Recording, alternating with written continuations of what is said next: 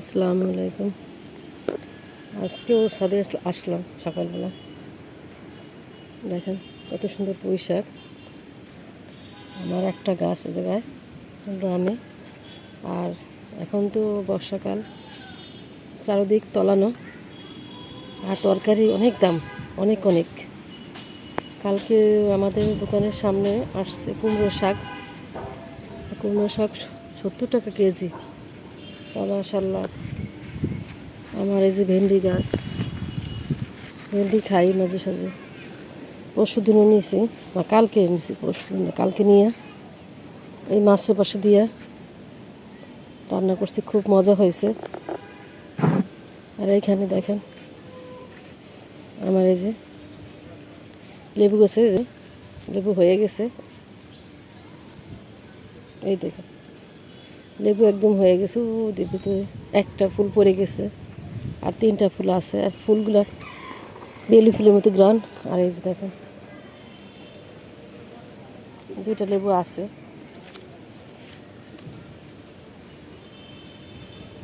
মালটা 5টা মালটা এখনো বড় হয় নাই, কিনছি 10-12 দিন হয়েছে।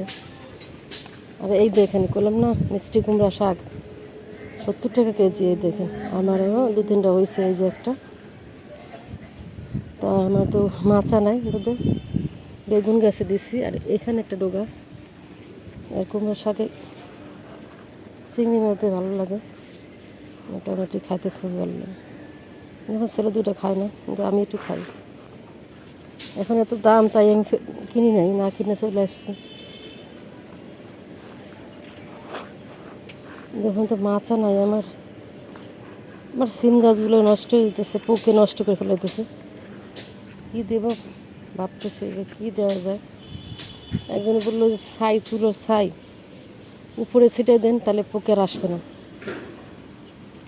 এই যে মাশাআল্লাহ কাঁচামরিচ, এই দেখেন কাঁচামরিচের দাম, কারণ পানিতে তলানো জমিগুলো, পানিতে তলানোর জন্য দাম নেয় বেশি। আর আমি তো খাইতেছি, যেখানে আছে কিছু ঘরে আছে, আর কিছু নিয়ে যাব। এই যে বিসমিল্লাহ, এই দেখেন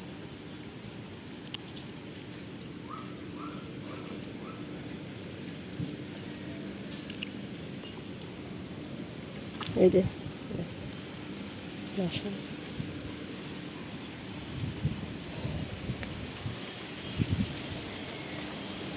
এখানেও আছে।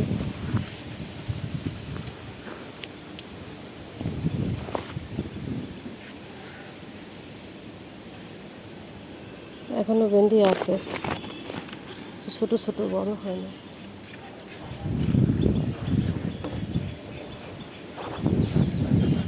এখানে পুঁই শাক আছে, আজকে পুঁই শাক রান্না করবো না। এই যে পুঁই শাক তো অনেক দিন খাইছি। আর আমি সার হিসাবে দিয়ে দিয়েছে খোসা, তরকারির খোসা। এটা নাগামরিচ গাছ লাগাইছি, কোনো বড় হইতেছে না ওখানে। এখানে একটা ভেন্ডি গাছ, এই ড্রামে।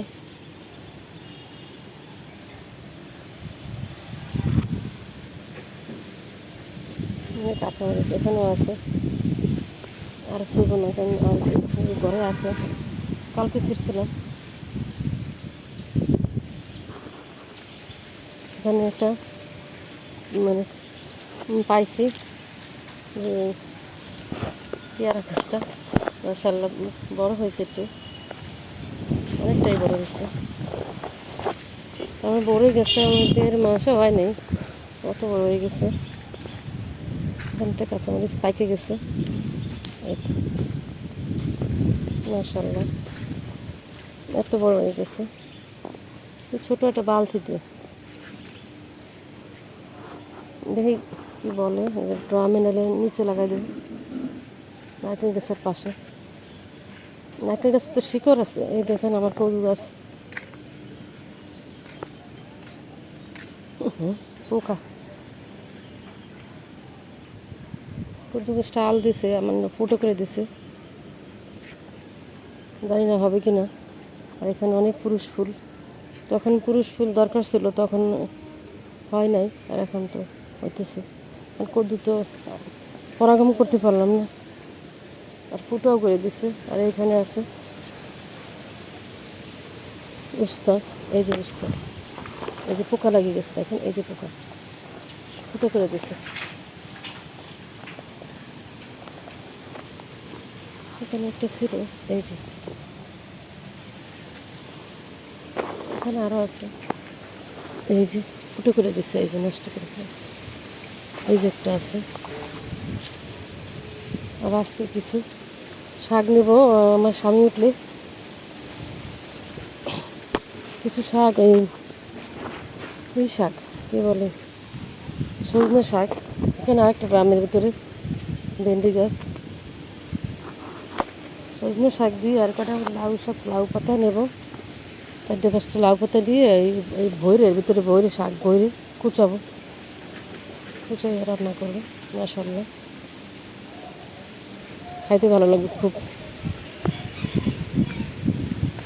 তো আসসালামু আলাইকুম, আজকের মতো আমি এখন আমার স্বামী এরকম ডাক দিতে হবে, দোকানে বড় ছেলেটা গেছে। এই দেখি এখান থেকে ছাই একটু এর জন্য বলছিল, ছাই দিলে এই পোকে নষ্ট করবে না।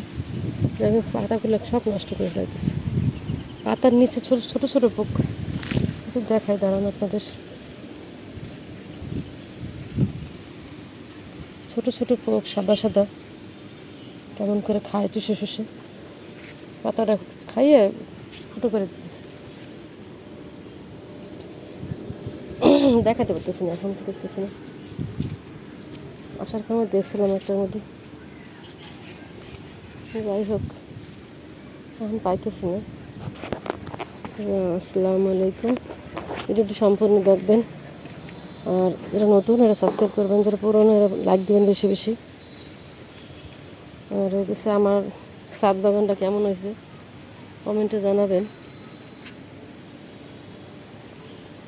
আর আমি উঠতে পারি না, কারণ উনি উঠতে মানা করতেছে, পড়ে গেলে সিঁড়িটা আটকায়নি, টাকা পাইনি, টাকা পাই সিঁড়িটা আটকায়, তারপর তুমি বারবারে উঠো, উঠো না, উঠলে পিছলে খেয়ে পড়ে যাবো, আমি খারাপ স্বপ্ন দেখছি, এই জন্য একটু কম উঠতেছি। ভালো থাকুন, সুস্থ থাকুন, আল্লাহ হাফেজ।